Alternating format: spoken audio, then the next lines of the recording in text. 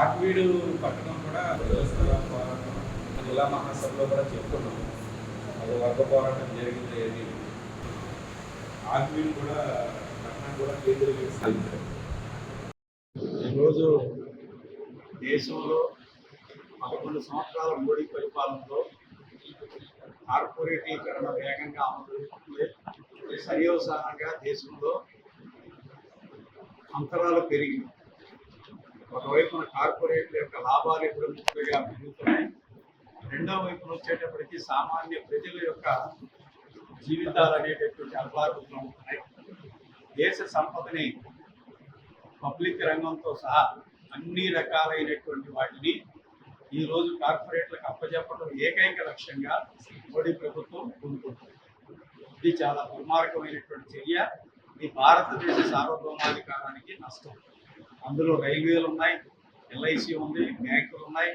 దేశంలో మన రాష్ట్రంలో విశాఖ ఉక్కు ఫ్యాక్టరీ 3 లక్షల కోట్ల రూపాయల విలువ కలిగింది కూడా ఈరోజు జగనమ్మే కార్యక్రమంలో ఉంది. దీన్నే చంద్రబాబు నాయుడు దాంతో పాటుగా పవన్ కళ్యాణ్ ఇద్దరు కూడా విశాఖ ఉక్కు ఫ్యాక్టరీని కాపాడుతామని హామీ చెప్పి ఆచరణలో ఈరోజు ఆ ఫ్యాక్టరీని ప్రైవేటీకరణ చేస్తుంటే నోరు మెదపకపోవడం ఈ రాష్ట్ర ప్రయోజనాలకు వచ్చినటువంటి ప్రమాదం. దీన్ని కాపాడుకోమని ప్రజానీకానికి విజ్ఞప్తి చేస్తున్నాం. దీని నుంచి దారి మళ్లించడానికి ఈరోజు బీజేపీ ప్రభుత్వం, ఆర్ఎస్ఎస్, మిగిలిన హిందుత్వ శక్తులు ప్రజల్ని మతం పేరుతో విభజించే కార్యక్రమం చేస్తున్నారు. మన రాష్ట్రంలో కూడా కూటమి ప్రభుత్వం అధికారంలోకి వచ్చిన తర్వాత మతోన్మాద ప్రమాదం పెరిగింది. ఒకప్పుడు జేబువేర ఆదర్శం అని చెప్పినటువంటి పవన్ కళ్యాణ్ గారు ఈరోజు కాషాయం ధరించి పెహల్గాం దాన్ని కూడా ఉపయోగించి ముస్లింలకి, క్రిస్టియన్లకి వ్యతిరేకంగా రెచ్చగొట్టే చర్యలు చేపడుతుంటే కనీసం ఇది సరైనటువంటిది కాదని కూటమి ప్రభుత్వంలో ఉన్న పెద్దలు ఎవరో చెప్పలేకపోతున్నారంటే రాష్ట్రంలో పెరిగినటువంటి మతోన్మాదానికి ఇది ఖచ్చితమైనటువంటి ప్రమాదకర సంకేతం.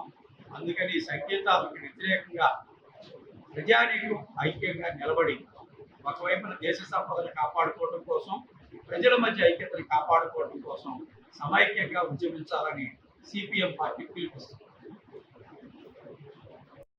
ఈ రోజున పశ్చిమ గోదావరి జిల్లా సిపిఎం సమావేశాలు జరుగుతున్నాయి. ఈ సమావేశంలో ప్రజా సమస్యల్ని చర్చించాం. అమెరికా అధ్యక్షుడు ట్రంప్ ఎగుమతి పన్నుల్ని 25% పెంచడంతో రైతాంగం మీద, వ్యవసాయ రంగం మీద తీవ్రమైనటువంటి ప్రభావం చూపిస్తుంది. మన జిల్లాలో ఉన్నటువంటి ఆక్వా రంగాన్ని ట్రంప్ పన్నుల విధానం తీవ్రంగా దెబ్బతీస్తుంది, రైతాంగాన్ని తీవ్రంగా నష్టపరుస్తుంది. ఒకవైపునేమో నరేంద్ర మోడీ గారు ట్రంప్ మనకి మిత్రుడు, అమెరికా మనకి మిత్ర దేశం అని చెబుతున్నారు. ట్రంప్ కూడా భారతదేశం నాకు సన్నిహితమైన దేశం అని చెబుతున్నారు. ఒకరి మాట ఒకరు ఇలా ఉంటున్నా పన్నుల పేరుతోటి భారతదేశాన్ని, వ్యవసాయ రంగాన్ని, రైతాంగాన్ని దెబ్బతీసేటువంటి విధానాన్ని, ప్రధానంగా ఆక్వా రంగాన్ని దెబ్బతీసే విధానాన్ని ట్రంప్ కోరుకున్నారు. ఇది చాలా అన్యాయమైనటువంటి విషయం. పన్నులు పెంచారనే పేరుతో బడా ఆక్వా కంపెనీలు రైతాంగం నుంచి ఉత్పత్తుల్ని, రొయ్యల ఉత్పత్తుల్ని తక్కువ ధర కొనుగోలు చేసి రైతుల్ని నష్టపరిచేలాగా కోరుకుంటున్నాయి. ఇది మరీ అన్యాయమైనటువంటి విషయం. పన్నుల శాతానికి వ్యతిరేకంగా, ట్రంప్ విధానాలకు వ్యతిరేకంగా, అమెరికా ఒత్తిడికి వ్యతిరేకంగా, మన దేశ ప్రయోజనాలను దెబ్బతీస్తున్న విధానాలకు వ్యతిరేకంగా మోడీ గారు అమెరికా మీద గట్టిగా నిలదీయాలి, ట్రంప్ మీద ఒత్తిడి తీసుకురావాలి. మన రాష్ట్ర ముఖ్యమంత్రి గారు కానీ, ఉప ముఖ్యమంత్రి కానీ, ప్రధాన ప్రతిపక్ష నాయకుడు జగన్మోహన్ రెడ్డి గారు కానీ ఈ విషయాల మీద ఏమీ కూడా మాట్లాడకపోవటం అంటే రైతాంగానికి, వ్యవసాయ రంగానికి, ఆక్వా రంగానికి అన్యాయం చేయటమే. మరోవైపున బడా ఆక్వా ట్రేడర్లు కూడా పన్నులు పెంచితే రైతాంగం నుంచి సరైన ధర కొనుగోలు చేసి, రైతాంగం, ఆక్వా రంగం నిలబడేలా చేసి వారు అమ్ముకునే దేశాల్లో ఆ రేట్లు పెంచుకుని అమ్ముకోవాలి తప్ప ట్రంప్ పన్నుల పేరుతో రైతాంగాన్ని దెబ్బతీయటం చాలా అన్యాయమైనటువంటి విషయం. ఇప్పటికైనా సరే కేంద్ర ప్రభుత్వం జోక్యం చేసుకోవాలి, నరేంద్ర మోడీ గారు జోక్యం చేసుకోవాలి, పన్నుల భారాన్ని తగ్గించేలాగా చూడాలి.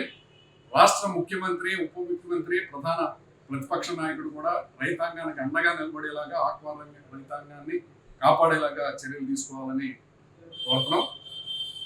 అలాగే రాష్ట్ర ప్రభుత్వం ఇటీవల కాలంలో విద్యుత్ ఛార్జీల్ని విపరీతంగా పెంచుతుంది. ఇందులో సర్దుబాటు ఛార్జీల పేరుతో, ట్రూ అప్ ఛార్జీల పేరుతో, స్మార్ట్ మీటర్ల పేరుతో కూడా ప్రజానీకం మీద భారాలు వేస్తుంది. ఆ రోజున ప్రతిపక్షంలో ఉన్నప్పుడు కూటమి నాయకులు స్మార్ట్ మీటర్లను వ్యతిరేకిస్తాం, ప్రజలకు విద్యుత్ భారాలు లేకుండా చేస్తాం అని చెప్పారు. తీరా ఇప్పుడు అధికారంలోకి వచ్చిన తర్వాత విద్యుత్ భారాలు కొనసాగిస్తున్నారు. ఇంధన సర్దుబాటు ఛార్జీలు, ట్రూ అప్ ఛార్జీల పేరుతో ప్రజల మీద భారాలు వేస్తున్నారు. ప్రజలకు అన్ని విధాల నష్టదాయకమైనటువంటి స్మార్ట్ మీటర్లని తీసుకొచ్చి ఆ రేట్లు, స్మార్ట్ మీటర్ యొక్క రేటు ప్రజల మీద భారంగా వేస్తున్నారు. రెండవది టైమ్ ఆఫ్ ది డే పేరుతో ఒకే రోజులో 3-4 ఛార్జీలు ఉండే విధంగా కూడా ఉంటుంది.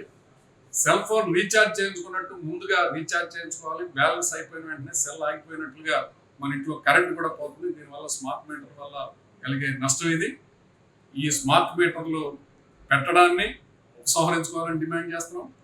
విద్యుత్ ఛార్జీలు తగ్గించాలని డిమాండ్ చేస్తున్నాం. ట్రూ అప్ ఛార్జీలని రద్దు చేయాలని కోరుతున్నాం. ఇంధన సర్దుబాటు ఛార్జీలని రద్దు చేయాలని కోరుతున్నాం. ఆ రోజున ఎన్నికల్లో ఇచ్చినటువంటి హామీని నెరవేర్చాలని కోరుతున్నాం.